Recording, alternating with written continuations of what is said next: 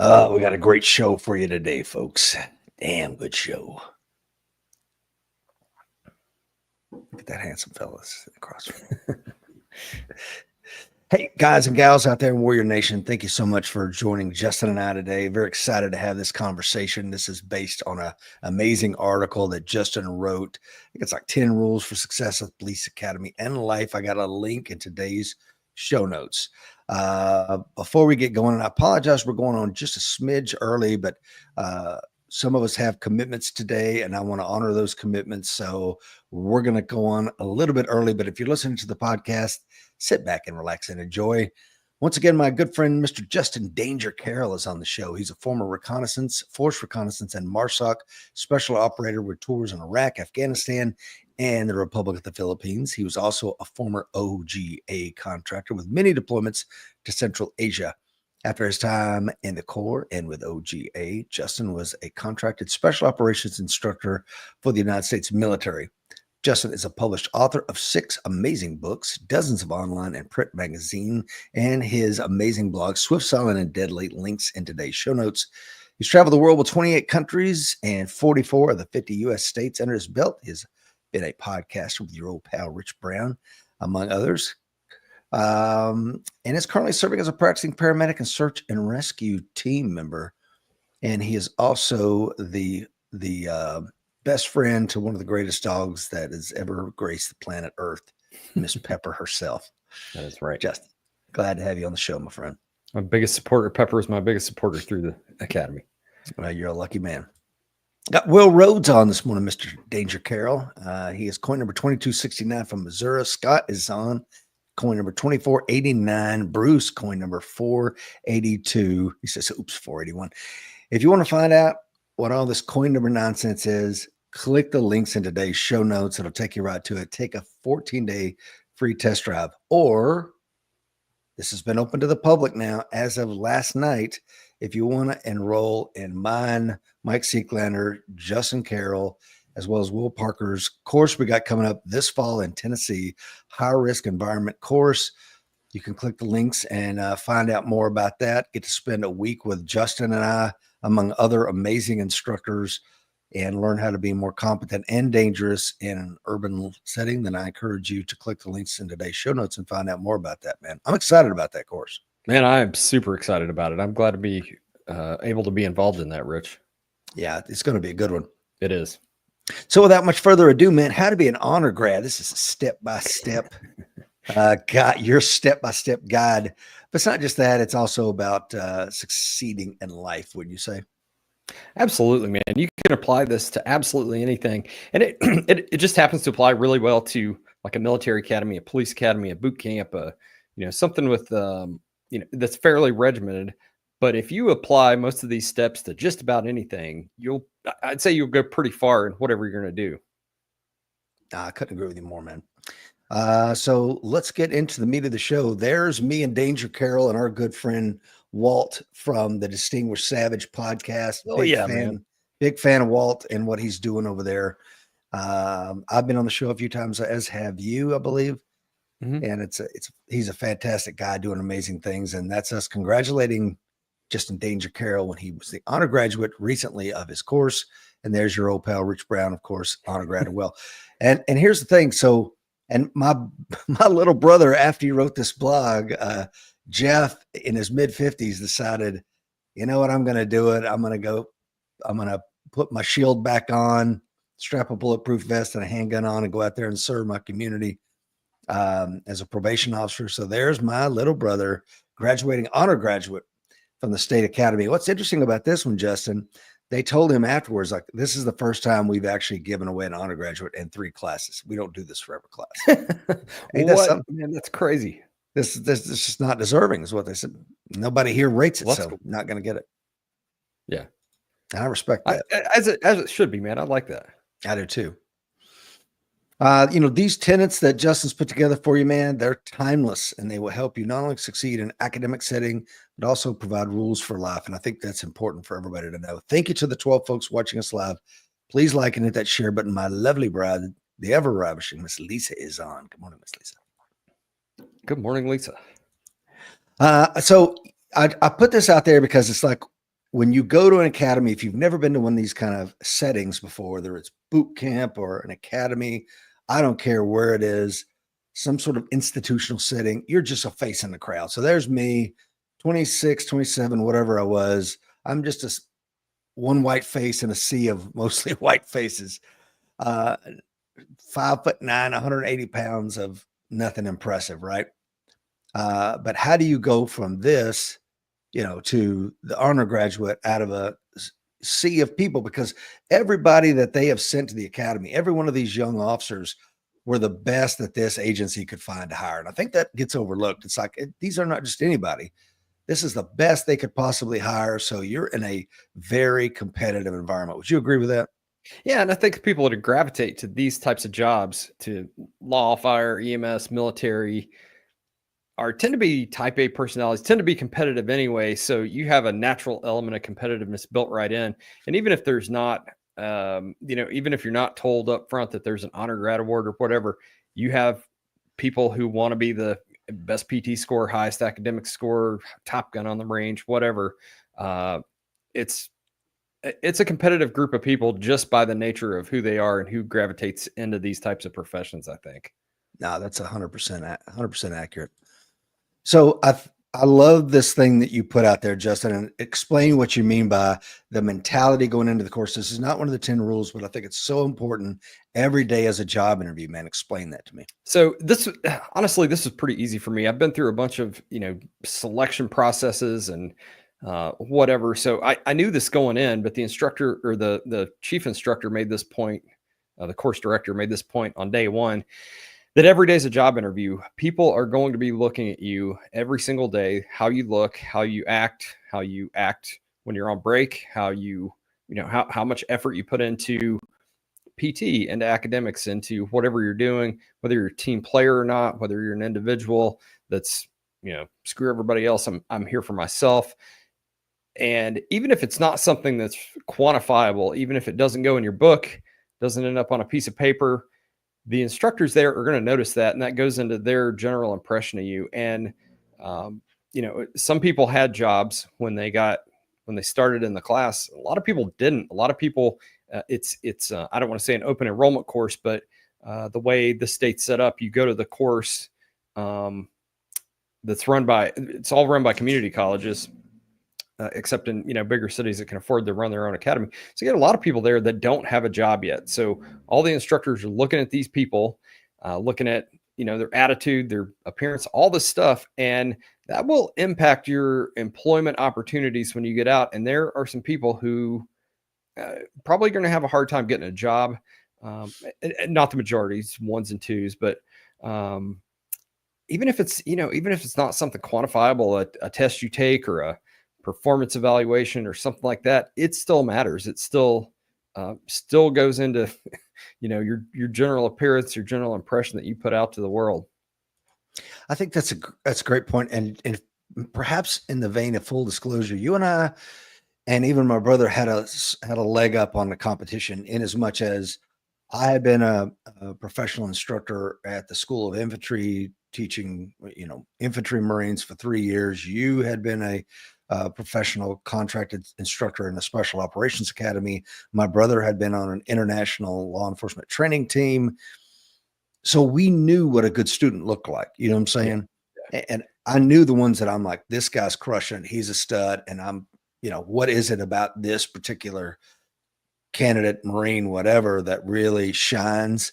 And then later, when I'm wanted to be competing for that, I'm like, well, I'm going to mirror some of the traits that I liked. Do you agree with that?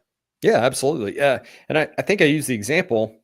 Who would you rather hire? The guy who has a perfect academic score, perfect physical fitness score, great scores on all his practicals, but he's a dick to everybody else. He's challenges an authority with the instructors. He rolls in late all the time. His uniform looks like he slept in it.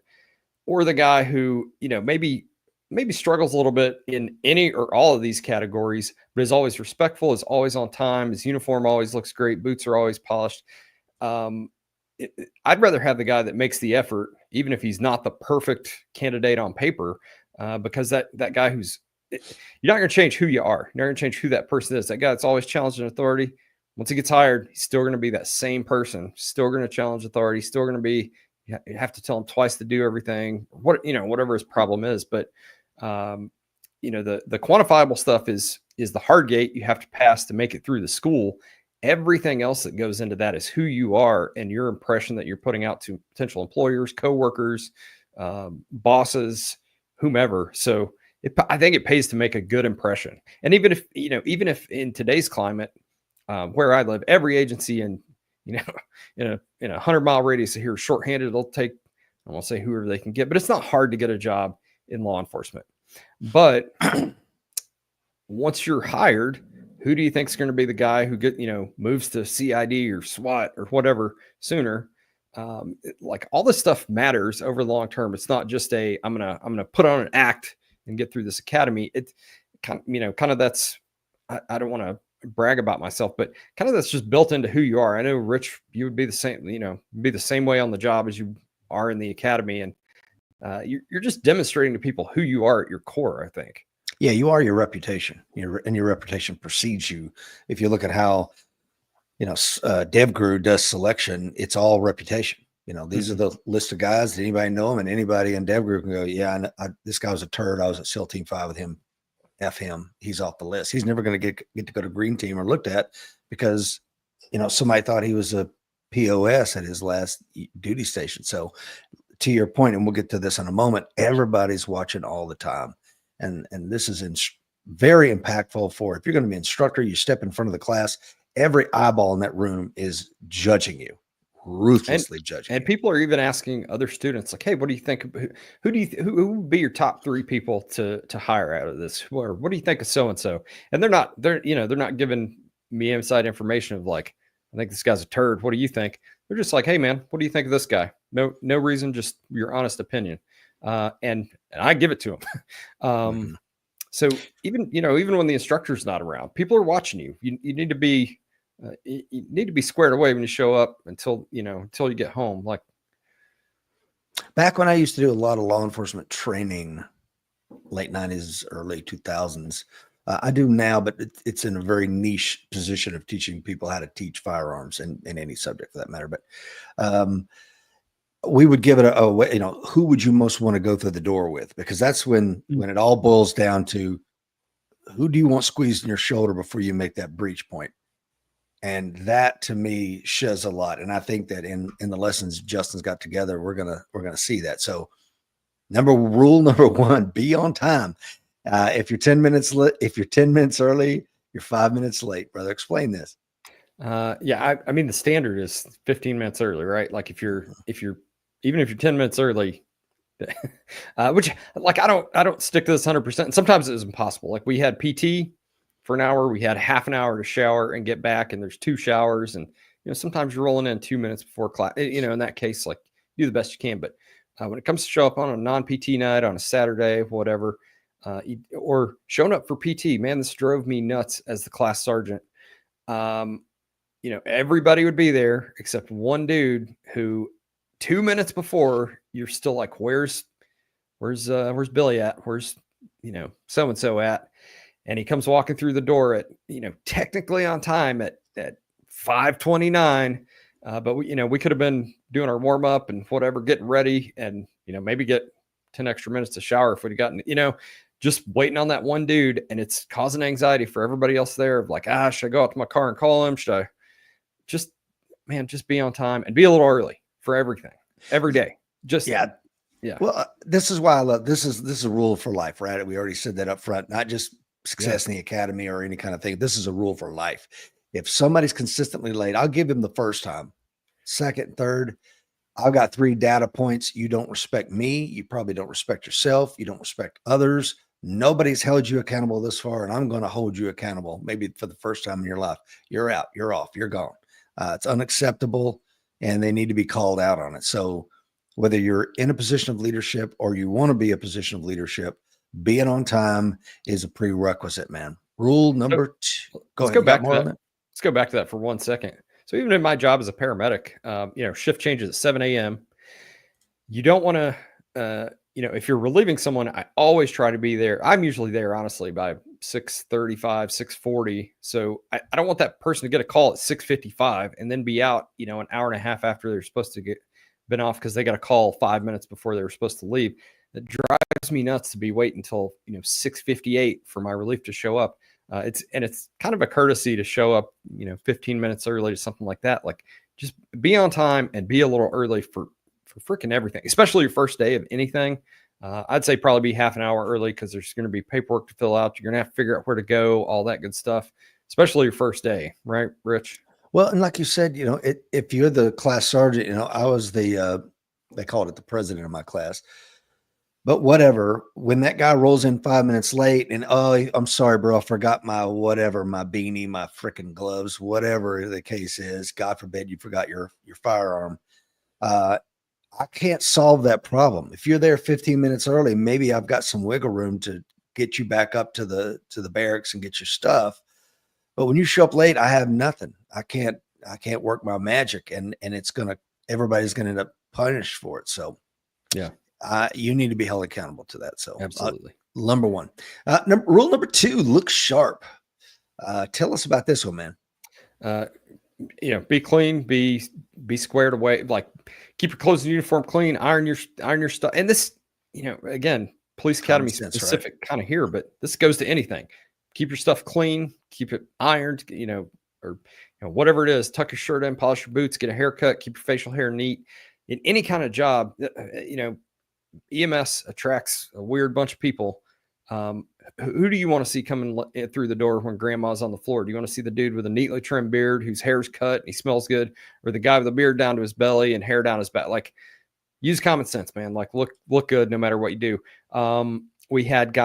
There were people who, the toes of their boots were white because they had never once laid a thing of polish to them. And I'd be like, hey, bro, people are looking at you, man. You might want to buy a shoe polish kit and put some boot black on those, black those things up and polish them a little bit. It's not hard, right? I iron my clothes on Sunday night. Monday, I put them on. Tuesday, it's just a quick iron to get them back, quick buff over the boots, and they're good. It's not that hard, man. Well, again, I think this goes back to, we talked about being on time is respect for yourself and respect for others. Looking sharp is definitely respect. If you don't respect yourself, why should I respect you? Yeah. One of my son's friends, you talked about EMS and their appearance. One of my son's friends crashed like 50 feet before she pulled into our driveway, and literally clipped the pole, everything. I went running down there. We called 911, and I've got her laid out on the ground on a thing, got her neck stabilized, and I'm waiting for EMS to arrive. And when they arrive, it's clown show time. You can hear the music playing. There's 3 morbidly obese females. And I don't mean morbidly as they're 200 pounds. I mean, morbidly, like how did they get out of that driver's seat? And they're just standing there because we're down on an embankment trying to figure out how they're going to get down there. And it was just like, oh God, now I don't trust anything they're going to do. They may have great qualifications. They may be great medics, but when I look at them, I'm like, no. Well, that's the reality of this job. You got to be able to get to the patient. You got to be able to get the patient out of whatever. We had a training the other day, mass casualty incident training the other day that was actually pretty good. Our training officer would say like, oh, it may be a airplane crash where you got a mile long thing, like somebody's gonna have to triage and whatever. And I'm like, good luck finding a paramedic that can move 1 mile without stopping to smoke a cigarette and take a nap. What you need to be in shape, whatever your job is. I 100% agree with you. So rule number 2 is look sharp in every single way that you can do that. Rule number 3 is put out, man. Now, not everybody's familiar with this phrase. Tell us what you mean with that. Make an effort. Don't be the guy laying on his belly when everybody else is doing push-ups. Don't be the guy walking when everybody else is running. When it comes time to, clean up your building or your, whatever it is, like, again, day-to-day life stuff. When it's time to clean up the break room after the meeting, don't leave one guy in there picking up all the pizza boxes and whatever. Be the guy that's always looking for work, always helping out, always doing what you're supposed to be doing when you're supposed to be doing it. This was the thing that drove me nuts. We go to the tractor run and they, now they can't make you only have to do what you can do. But you would have, we're going to run 8 laps today, 2 miles, and barely make it through the first lap jogging. And then, they're basically walking and having a conversation for the rest of the time. And I understand not everybody's PT is at the same level, but They weren't even trying. They weren't out of breath. They were having a normal conversation. And that's bullshit, man. You need to be making an effort. Something like PT, if you're not sucking wind, if you're not, at kind of the, what you perceive to be your physical limit of what you can do, you're not working hard enough. Totally agree. Alan Kelly is on. So good morning, gents. Coin number 1571 from Occupied Virginia. And Alan, great to have you on this morning. We're talking about how to be an honor graduate at the Police Academy. And Alan is, I think, at 30-something years of the Virginia State Police. Good to have you on this morning. Mark Hamilton is on up there in beautiful Ontario, Canada. John Schreiber from Yukon, Oklahoma. He's coin number 1919. So that is put out. I couldn't agree with you more, man. People can see who the slacker is. And it's one of those things where if you went to the academy with this person, or this person, they're not the kind of guy or gal to put out. And it's like, you could almost see the sergeant's like, and Larry's going to be back up today. And I was like, oh man, I hope I don't because that guy didn't put out, and he sure don't put out when the chips are down. And stuff like this. So they're going to do stuff like this in the academy where it's like, all right, everybody do, run through this workout. And then when you're done, start running up and down these stairs on the fire tower.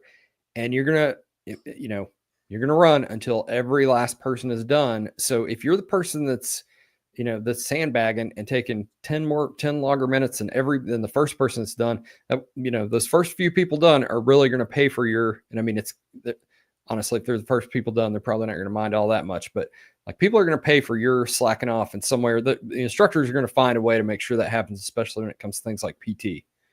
Yeah, in Full Metal Jacket, there's a reason why Gomer Pyle got a blanket party. Let's just leave it at that. Yeah. Okay. Of the 10 rules, number 4 is don't be a complainer. Tell us about this. I used to be a complainer. I used to be why do we got to do this? Why do we got to do it that way? Why do we have to do this? And so I recognize that in myself, thanks to Captain Dave Polaris, United States Marine Corps, wrote me a fit rep after an Iraq deployment. Literally changed my life. I was like, this is not the guy I want to be on the team. I don't want to be the guy. Can you go into more detail about that, Justin? Are you comfortable with that? Yeah. Second Force Recon Company in Iraq. Dave sat me down. He's like, look, you don't handle stress super well. And I'm like, what are you talking about? Of course I do. And he's like, look, here's 3 specific examples, like, last minute changes and whatever. And I was like, holy shit, man, this guy's right. I'm not who I want to be in this. And that was I was 24 years old, 25 years old. That was a big turning point in my life and it took me a little while to recognize, to accept what he said. And I'm still in touch with him today. He would have been at my graduation. He had, he just changed jobs, had some other stuff going on, but, literally changed my life with that fitness report in the Marine Corps, which is how you're evaluated on your job performance in the Marine Corps. So the best explanation I've ever heard of this is from Randy Pausch's book, The Last Lecture, which Rich Brown turned me on to. And he uses the example of Jackie Robinson. He wasn't chosen to be the first Black player in Major League Baseball because he was the best Black Black baseball player they had to offer. He was chosen because he wasn't a complainer. He could deal with the all the flack he was going to get and not lash out about it. And I highly encourage you to read Randy Pausch's book, The Last Lecture.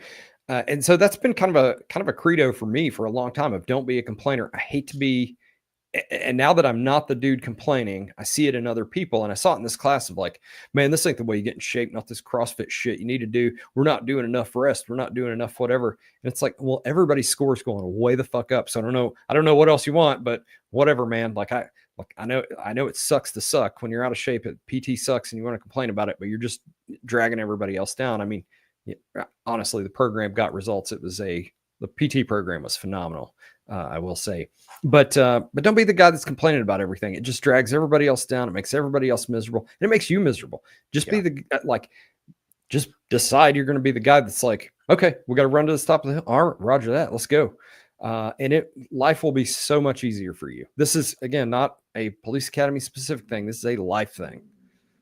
I 100% agree with this. And, I went to some courses. I did not want to be there. I'm like, I think everybody in law enforcement military is like, oh no, I didn't want to go to this. But instead just have fun with it, man. You only get one shot at life, man. Might as well enjoy where you're at, even if it's false motivation, dude. Find a reason to to suck it up, because when I see the complainers, man, I run from those guys. Yeah, And I'm yeah. so glad that your commander had the courage to look you in the eyes and tell you, and that you took that on board and grew from it, because I've never known you as that guy. I didn't know the complainer, Justin Carroll. So when you told me that story months ago, I'm like, I don't even recognize that guy. So good on you, man. I hate that guy, man. I hate I ever was that guy. Like, it's unbelievable. Yeah. Outstanding. The last lecture, can't recommend it enough. Randy Pascal, is that it? Pausch? How do you pronounce it? Randy Pausch. He wrote a book. He was dying of pancreatic cancer, I believe. And there was a thing that was real in vogue in the early 2000s, where they would invite professors come and lecture at Columbia, Yale, University of Texas. And if this was their last lecture, what would you impart to these students? Well, when Randy, he really was dying. I mean, he had weeks to live. So he came and gave a phenomenal lecture. You can actually watch it on YouTube, but I encourage you to read the book. The proceeds go to his family that, don't have his income anymore. So I'm sure that putting a couple coins in their pocket, if you enjoy it, will help them out immensely. But there's so much value in that small little book.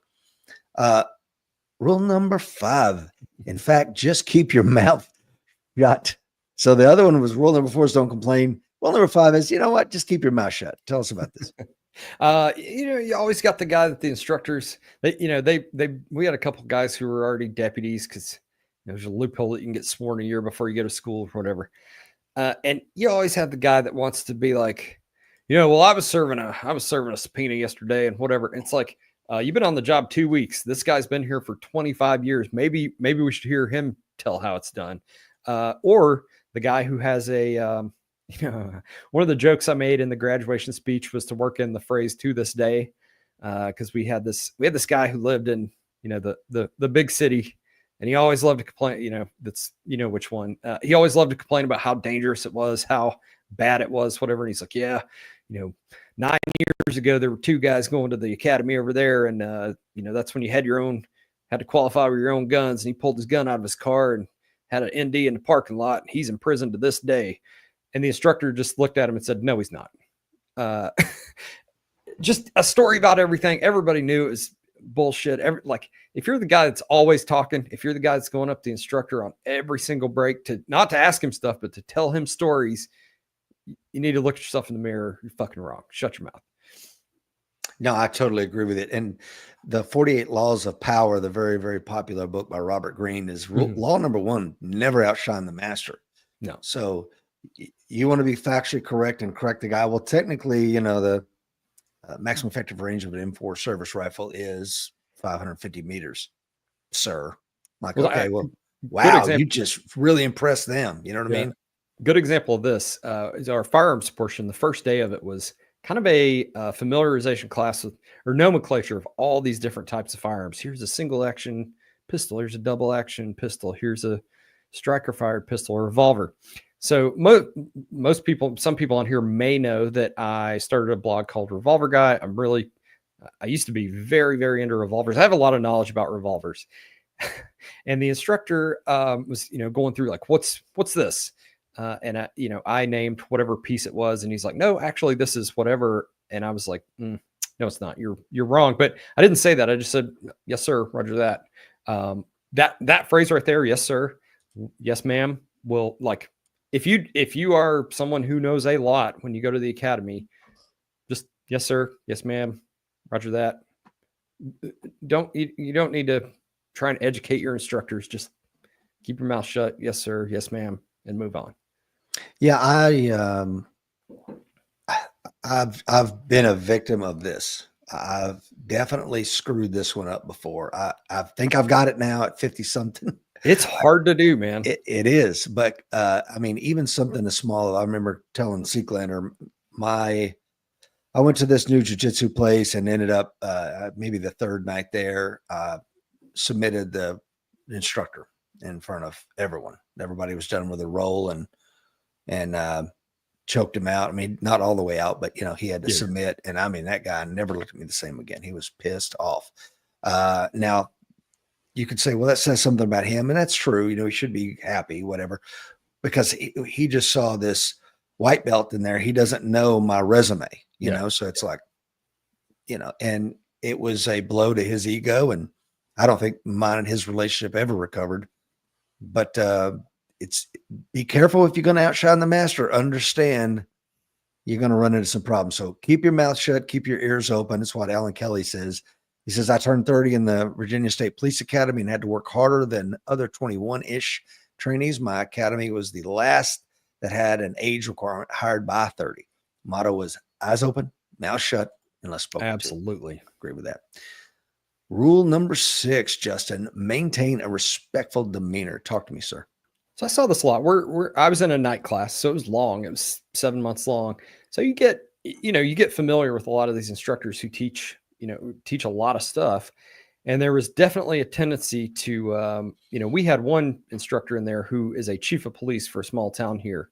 Let's say his last name is, I'm not going to give his real, let's say his last name's Anderson.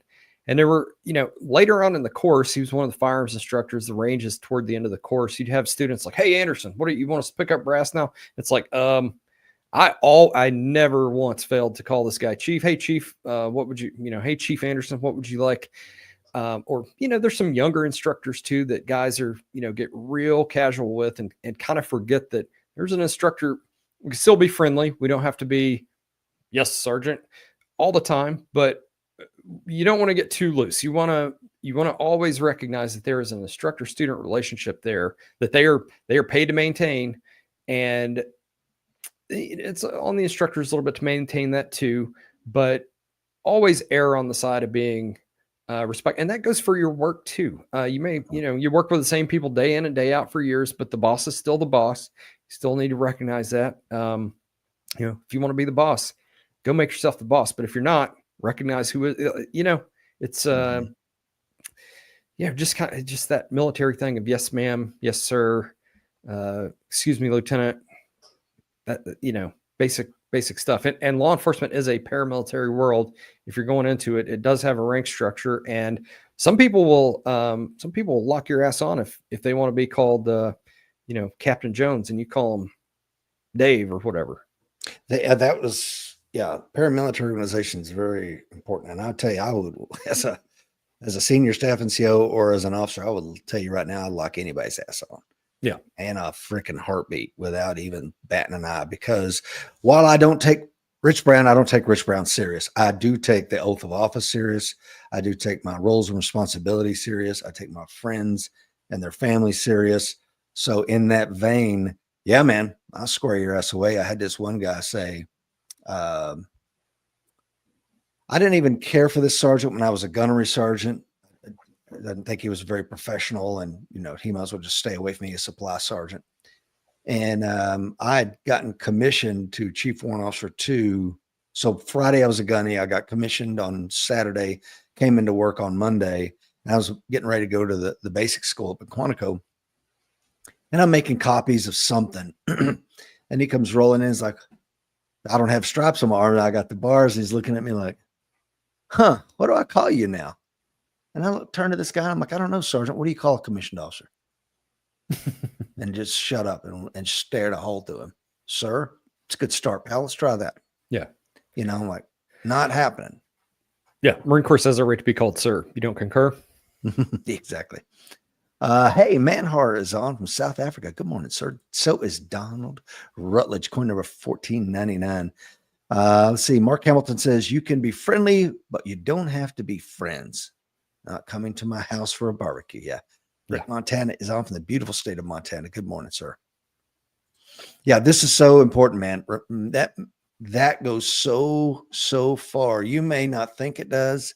Calling them Chris, hey, bro, Chris, that's not going to get you very far. Well, they'll let you know in private if they want you to call them something other than chief, right? So there's one other aspect of this. There's also the tendency to when an instructor that you're friendly with, maybe you work on that department with them, or maybe you're hired there, him from outside, whatever, and they're like, hey guys, go and clean up the range, or pick up the whatever, police up all this gear.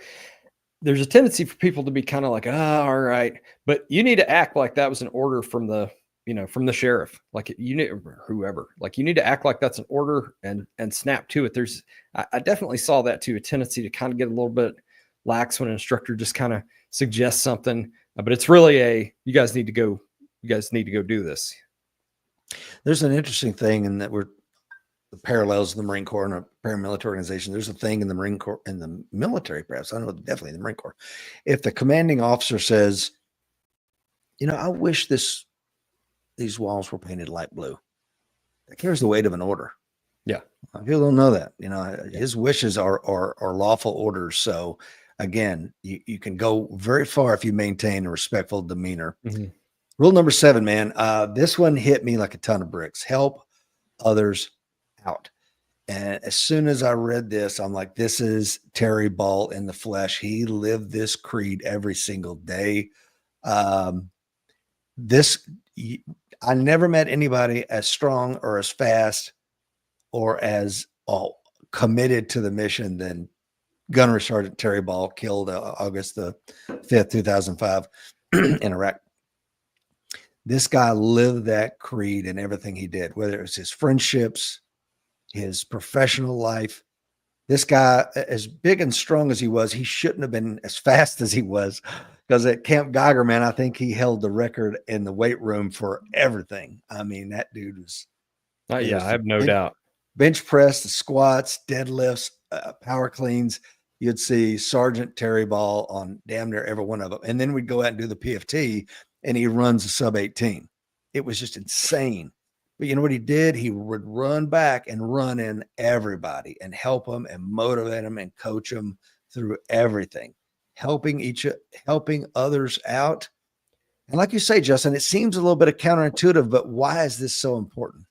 But again, back to that job interview thing. Every day is a job interview. You're not going to be a lone anything in anything, in any job, any walk of life. You are going to be a part of a team, a part of, a handful of other people doing this job. I don't know, unless you're a UPS driver. I don't know, something like, there's jobs out there where you're by yourself, but the vast majority of things, especially like this, you will be part of a team. And people are looking at how if you're the guy that everybody hates because you may be the fastest guy, but if you finish and then just sit there and talk smack to everybody else who's still working, or, just walk away like you don't care, that's definitely going to be noticed. I promise you, and not in a good way. And this whole thing, I think we could have subtitled this like how to bring attention to yourself in a good way. And I know what they look for, Rich. I was voted the class sergeant, I think the first or second night of class. I just made a decision like, well, I know how this goes. So every time we PT'd, I'm literally over twice as old as, we had a 19-year-old in there who I'm like substantially older than twice as old as, 2 19-year-olds. I made a decision. I'm going to finish PT first, and then I'm going to go back and help everybody else every single PT session. There's never going to be one where I finish and then I just, pick up my phone and slow walk around the track while I'm texting or whatever. I'm going to help everybody else. And that's what you need to do. And again, I'm not just bragging on myself. This is just time-tested, proven stuff, right, Rich? It is 100%, man. I like this point too you make in here. It says, help out the people you don't really like, right? Yeah. Because it's easy to help your friends out and show favoritism, but if you're the leader, you can't do that. You got to help. You got to be there for everybody. This is something that, believe me, the cadre is watching. Mm-hmm. And if you're that guy that, and here's another thing. Let me be clear. At the academy, I didn't finish number 1 on anything. Academics, shooting, driving, nothing. Actually, I didn't either. Yeah. Yeah. So, I might have finished in the top 3 of each one of those. And I think the metaphor of Captain Kirk has been around in a lot of leadership books, how he wasn't the best at everything either, but he was the leader and he knew these principles and he had lived and embodied these principles. So the best way to be a team player is to help each other's out, man. And just reading this and getting to remember my good friend Terry, the Pizza Hut at Camp Lejeune is in his honor. The sports bar there is. And if you ever get there, go and eat a slice of pizza to one of my best friends I've ever had, Terry Ball. Rule number 8, my dear friend, get plenty of sleep. Tell us about this. I think you and I both agree on this, that sleep is really important and really overlooked. Really, really important thing to help your body process the information you learn, recover from PT, helps you in literally every aspect of your life. And this was public safety people are the worst for this because people work long hours. They have disrupted sleep schedules and all this, but man, I would see people in there every night. And, again, a night class, 6 to 10 or 5:30 to 11, depending on whether or not we had PT. But, at 9:30 at night, drinking a Monster Energy drink, which I know is going to impact their sleep negative. And I'm not the guy running around trying to lecture everybody. This is just, kept it to myself. But, and we had one guy that'd be like, yeah, I can drink one of these and lay down and go to sleep. And it's like, well, then why do you drink it? I don't understand the point if that's the case. But you need to get plenty of sleep, and you need to, like I've got an article on it. Rich and I did an Across the Peak episode about it. You need to optimize your sleep space and your body for sleep. You need to work your body out and get it tired. You need to stop looking at blue screens late at night. You need to stop drinking alcohol and caffeine late in the day. And get plenty, this will help you immensely. It'll help you have the energy to iron your uniform and show up on time and all these other things we talk about. This is kind of one of the base things that, and will improve every aspect of your entire life. It'll give you more testosterone. It'll make you more physically fit. It'll improve lessen your risk of diabetes. This will improve every aspect of your whole life.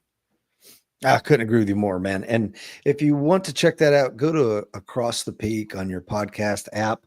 Check it out. It's one of my favorite episodes that we ever did. Justin Carroll and I, we break down every aspect of our sleep hygiene, and really mine hasn't changed. No. I mean, this isn't an accident at almost 60. You know what I'm saying, Justin? This ain't an accident, right? But it's a benefit of getting high quality sleep every single night. And I've slept with Rich Brown. I know it's true. I mean, wait, I said it wrong. You slept on Rich Brown. There's a difference. Just kidding, folks. Love this one too, man. I love this. Prepare. Tell us about this. Be ready. So definitely, we had a guy, had guys come in like, hey, where's your gun belt? I forgot it at my girlfriend's house, whatever. Guys come in wearing just a black polo without the logo on it. Like, hey, where's your fucking shirt? It was dirty. I don't know. I thought this would be fine. It's like, well, pretty sure they told you how to wear the shirt. Like, I don't think it's optional. And that could, that problem could have been solved by, doing your laundry or, buying more than one shirt or whatever the case may be, but be prepared. And I'll just tell you the academic portion of something like this is going to be probably harder than you think it's going to be. Probably looking at, cop, like, well, if he can make it, I can make it, but it's not an academic cakewalk. I promise you that. So read your lesson plan the night before, at least skim it and have some idea of what they're going to talk about the next day. Big picture, long-term, if you're going to the academy, it's easy to have a mindset of like, they're going to get me where they want me to be, but you need to start PTing before you get there. Cause that first one is going to smoke you and you're going to be sore for a week. You need to, do a little prep, do at least a couple. If you got 2 weeks, you got time to do a lot that'll get you way better than you were before you started. So prepare, big picture, every day before, night before you go to bed to get up to go to class, make sure your uniform's ironed and ready. That solves that problem right away. Make sure, get up and pack your lunch, whatever you got to do, just generally be prepared. Don't be the guy that's always like, crap, I didn't know we needed that, so I left it at home. Like, have your stuff with you. I could go on and on about this, but I'll shut up. No, I think it's great, man. And when I was reading this, I'm like, wait a minute, I think I have my journal from the police academy. So this morning, I kind of thumbed through some of the comments from my journal when I was at the police academy. I took a picture and I threw it on here because when you were the police sergeant or I was the class president, I'm always trying to get my guys and gals prepared, right? So I'm looking at some of the notes on here. Talk to the new squad leaders, lead by examples, clean up after yourselves.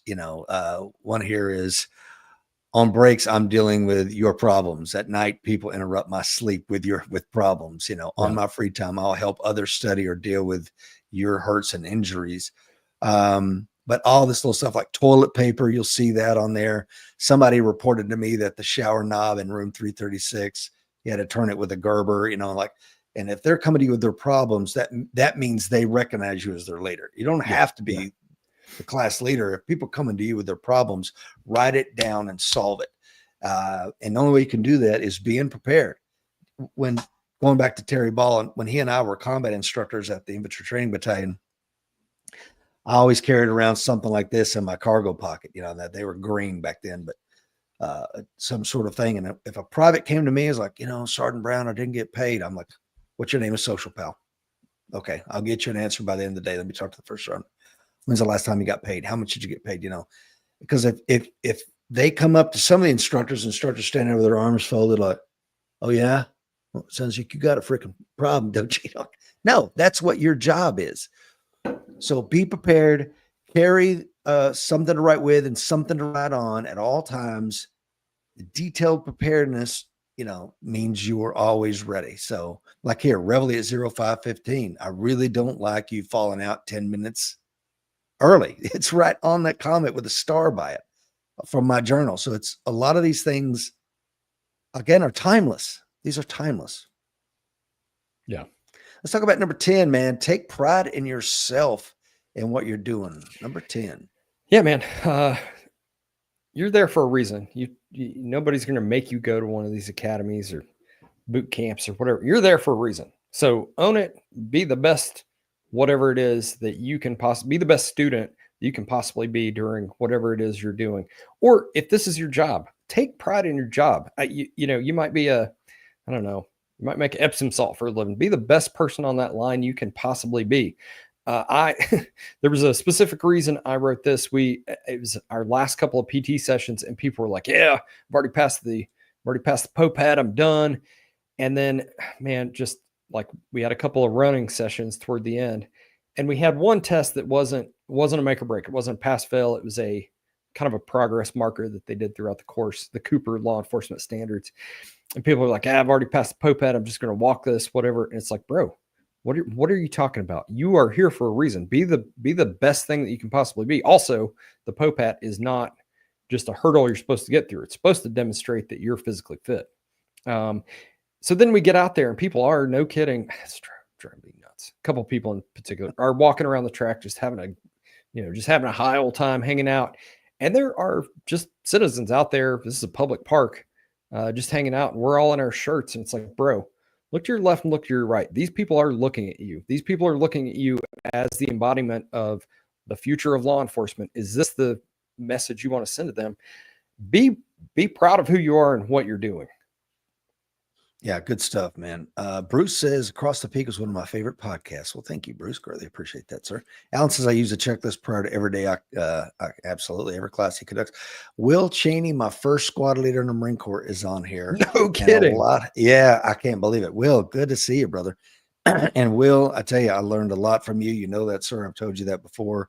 He was a fantastic leader of Marines, and I was damn lucky to get him as my first squad leader in the fleet.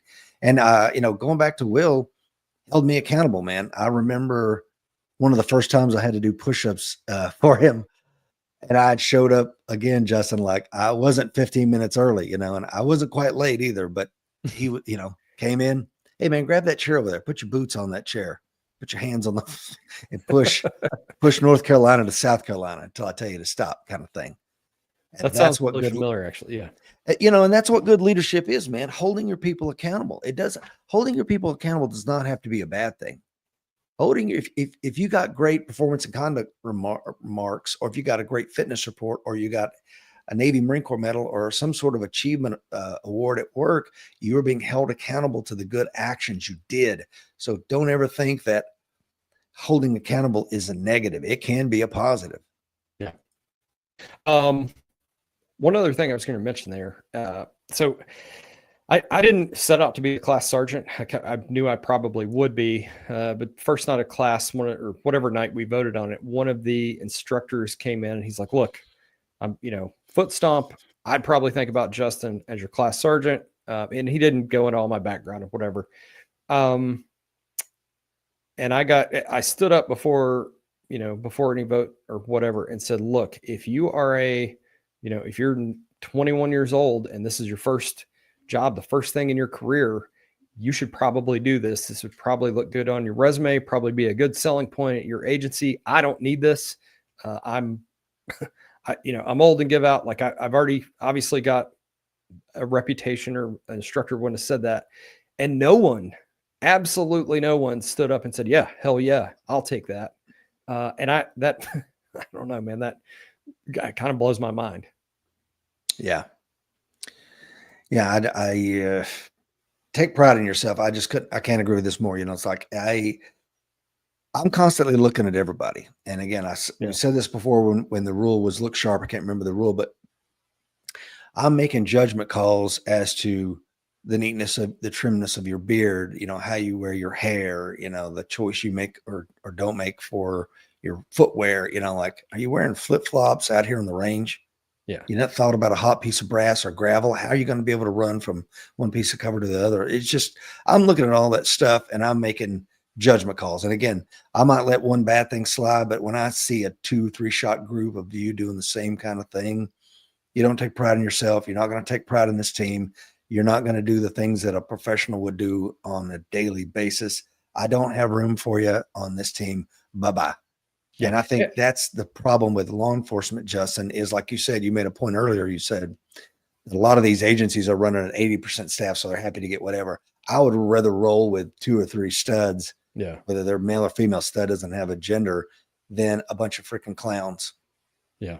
And unfortunately, I'm in the southeastern United States, and they defunded the police 100 years ago. You can literally make almost as much as a brand new employee at Chick-fil-A as you can at our sheriff's office. And that's just a fact of life in the southeastern. We're the lowest paid region of the country. We're the most patriotic and back the blue and whatever, but nobody wants to open their wallets and back the blue that way, apparently, which is like kind of a personal, I don't know, frustration of mine. But when you, getting into a bigger issue here, but when you don't want to pay people, you get the people that, that are willing to work for $18 an hour. Yeah. Now, some people will because it's a calling, Sure. I mean, yeah. And like, please don't, I'm not bad mouthing anyone who goes into law enforcement. And there were some phenomenal people in my class. That's not what I'm doing. No, of course not. Yeah. And I think your speech was outstanding. I taped it, and as you know, and sent it to you, your speech when you're the honor graduate. And I wish somebody had taped my little spiel, although for some reason I was really hoarse that day. And I don't know if anybody could have heard what I said in the auditorium, but you really complimented the instructor staff, each one by name. You complimented a lot of the students. And afterward, when we were having a little sip of bourbon together later that evening, I think somebody said to you, like, wow, everybody in your class must have been really outstanding for you to say those things. Like, no, it's just not the time. I'm not going to put people on blast in front of their family. They got their wife, their children there. And I'm going to go, and you, Derek, what a freaking turd, you never put out. Not the time to settle scores. No, it's not the time to settle scores. And that's what a good leader does. There's and it makes us all look bad, right? It drags everybody down. That's right. So I love the point too. You're there for a reason, man. And what's important to me about that is, why are you here? I used to do this when I was a recruiter. When somebody would show up to their interview to talk to me about joining the Marine Corps, one of the first things I might do, if I could sense a little something like, you mind if I ask you a question? Why are you here? Well, I'll learn about educational opportunities in the Marine Corps. No. Why are you here? You made a lot of decisions to get here today. You put on your shoes, you combed your hair, you got in your car, you stopped at the red light, you made a series of decisions, you parked in the parking lot, and you showed up on time. Why are you here? And sometimes, they'd be like, I just don't like the direction of my life's going, or whatever. You start getting to the why they really are here. It ain't nothing to do with educational opportunities. Maybe they don't, to your point, maybe they don't feel proud of what they've done the first 18, 19 years in their life. And they want to change. They want to do something. So you can be the change you see in others. When you elevate yourself, like you, having seen you relative to your police academy classmates, you are by far and away, and I'm not trying to polish your knob or whatever, but I mean, we're best friends. I think we can speak candidly with each other. You look sharper than the rest of the folks out there. You were more fit, you're more groomed at whatever, you spoke well, etc. It was easy to see why your class had elected you to that lofty position, if you will. Well, Parker says, when teaching an instructor certification class, I try to convey implicitly or explicitly to not look like a bag of ass when in front of a class. How can I react to someone when they don't appear to respect themselves? Absolutely. Yeah. I always tell this story. I was trying to explain to my daughter one time because she dressed like a bag lady in high school. I still don't understand why. I think she was clinically depressed, probably, and we couldn't recognize the symptoms. But my oldest daughter we live in a beautiful neighborhood. She has access to our credit cards and can have any clothing she wants. Just say the word, we're going to get it for you. And she chose to dress like a homeless person. And it was really tough on Lisa. And I said, Caroline, people judge people by their appearance. And she's like, and this is one of the most defiant things she ever said to me, Justin, and to the 11 folks watching. She said, I'm not like you, Dad. I don't judge people. I'm like, okay. You're dismissed. Have a great day. Go back to whatever you were doing. We'll continue this conversation later. Gave her a big hug and sent her on her way. But then what I did was, and I excuse you if you've heard this before, I grabbed some of my wife's magazines, Southern Living and Ladies Home Journal and all this other stuff back in the day of magazines. And I started cutting them out pictures. Like, here's a picture of a man on a construction site. Here's a picture of a doctor writing a prescription. Here's a picture of a baseball coach, whatever. And I cut them all out. I got like 5 or 6 of them. I say, hey, Caroline, you got a second? Yeah, Dad, what's up? Come on out here. Let's have a seat in the dining room. What does this person do? Well, Dad, it's obvious. That's a doctor writing a prescription. What about this guy? Looks like a Roto-Rooter guy. He's a plumber. He's a plumber, huh? Okay, cool. And then, I go through all of them. And then I go, they're all paid actors. You know how I know that? Because at the bottom of each one, there's a little asterisk that says, this is a paid actor. You judge people. We all judge people all the time. That's what we do. That's part of the human condition. Yeah. So if you don't take pride in yourself, let me tell you something. It's on display for everybody. And I think this is incredibly important. And it rounds out the top 10 list of the things that we wanted to talk to today about success in life, success of the academy. Great list, brother. And you can find a link to Justin's blog, Swift, Silent, and Deadly, in this particular article in today's show notes if you want to check that out. And I almost want to apologize for how I looked at graduation, which was just a polo shirt and khaki pants. But I wasn't, that was the school uniform that we had to wear. And I wasn't sworn at an agency. So that's what I had to wear, but I felt a little underdressed at my own graduation. You got to wear what you're supposed to wear. That's no problem with that. Any final thoughts, my friend? When we talk about tips for life, tips for success at the academy, or anything like that, any kind of closing thoughts?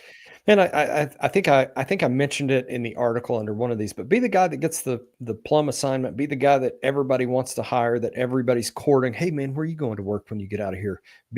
Just be that guy, man. And it's not that hard. Just be on time, look good, and work hard, and you will be that guy. I kind of struggled to come up with 10 things on this list because it's really not that hard. It's truly not. I guess I kind of said everything I need to say. Rich, you got anything else?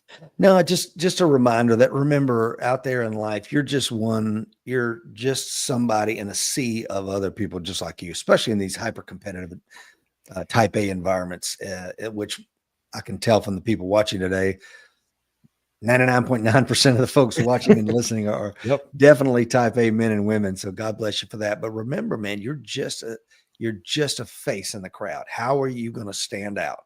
How are you going to leave your mark, create a legacy that your children can be honored by and emulate? Your friends will want to be with you. And I think that's why I also wanted to put the fact that you were honor graduate in your class. I was too. My brother was. C. Kleiner has been vice president or honor grad of everything. And this is just the people I surround myself with. And that's why I say,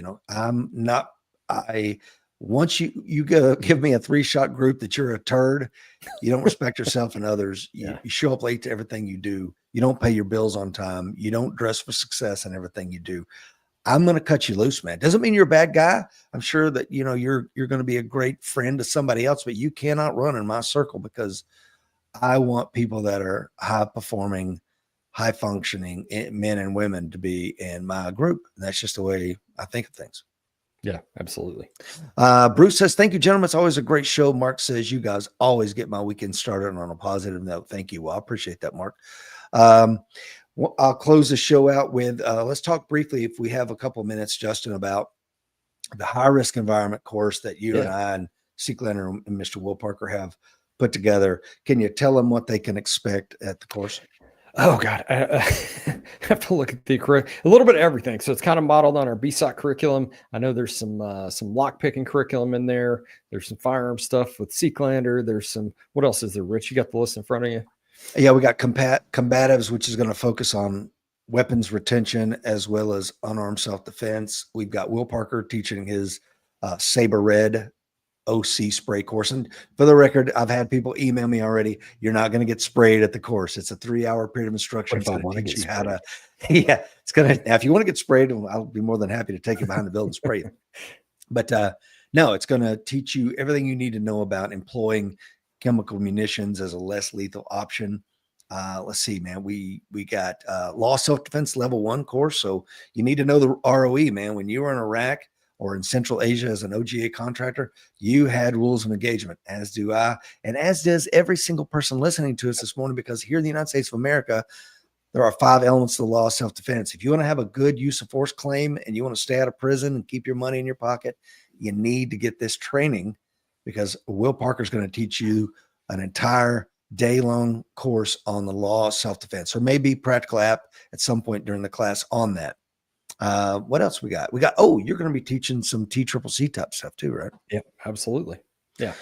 Yep. And if I can make room, consulting with Eric, who may be teaching Marshall Blade Camp. So I may maneuver some stuff around. So I'm going to try to get a 4-hour block of edge weapons, which I think is highly important. Man, there was a horrible stabbing on a subway a couple of days ago in New York City. And man, it was, if you knew a little bit of counterblade, he could have survived that incident. So we're trying, I think the gist of it, Justin, and I'll turn it back to you. High risk environmental course is just, right now I'm pretty doggone safe here in Cumberland County, but as a traveling trainer or a person that likes to travel, I'm not always in my safe hometown. I may be going into some high threat areas. Yeah. And when I'm in those areas, there's some skills I probably need to know. Would you agree? Absolutely, man. And the counterblade stuff is really important to me.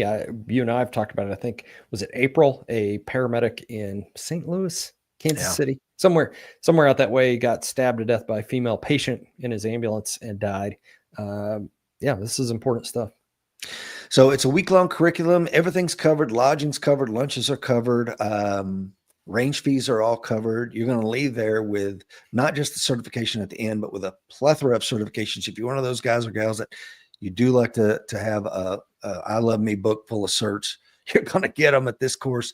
Not that you should be headhunting for certs, but I think that it's important to show that you do have that level of training, because that is going to be one of the things that you take with you to court, to stand up to say, look, I know what I'm doing. I've been down that road. I put my money where my mouth is. I've invested the time. I've invested my capital to get the training and the skills necessary to win and succeed. Any other final thoughts on that? And if you're not sold, I'm pretty sure we're going to feed you dinner one night and have a little bourbon social. That's right. We're going to come back to my beautiful farm here, and we're going to do a little curated bourbon tasting on the farm and hang out by the fire for a little bit. So if that sounds fun to you, man, please click the links in today's show notes, and you can find out more about our high risk environment course, and you get to hang out with the handsome Danger Carroll for a week. Justin, any other comments, my friend? No, sir. All right, ladies and gents out there in Warrior Nation, thank you so much for joining Justin and I this morning for another episode of the American Warrior Show. Stay safe, and remember, folks, the fight is coming. Be ready.